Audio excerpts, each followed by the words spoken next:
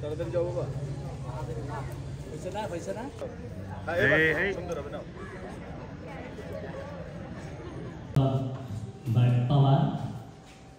আমি মোহাম্মদ জাহাঙ্গীর আলম, আজকের এই অনুষ্ঠানের সম্মানিত সভাপতি, বিশেষ অতিথি, প্রধান অতিথি।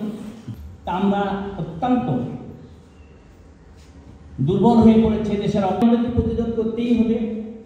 দুর্নীতি প্রতিরোধ করতে গেলে দুর্নীতি সেটাই হলো মানুষকে দুর্নীতি সম্পর্কে কিছু ধারণা দেওয়া। বাঙালি হিসেবে আমরা বাংলাদেশকে গর্ববোধ করি, বাঙালি হিসেবে নিজেকে গর্ববোধ করি। দুর্নীতিটাকে কমাতে পারি তাহলে আমাদের হয়তো দেশ জাতি সমাজনীতি কিভাবে পঙ্গু হয়ে গেছে।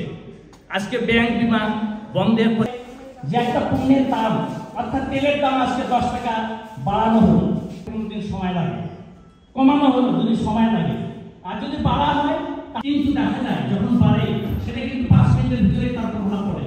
আমরা কিন্তু আমরা নিয়ন্ত্রণ করতে পারবো, আর যদি আমরা নিয়ন্ত্রণ করতে পারি তাহলে দেশটাকে সত্যিকার একটা সোনার বাংলা হিসেবে রূপান্তরিত করতে পারবো। তাই পর্যায়ে চলে গেছে আমরা কখনো কখনো পৃথিবীর শ্রেষ্ঠ দুর্নীতিবাদ, অথবা যে আপনারা আসলে কচি কাঁচা আপনাদের কমল সভাপতি জনাব রকিবউদ্দিন মন্ডল। আমাদের তোমরা ভালো আছো?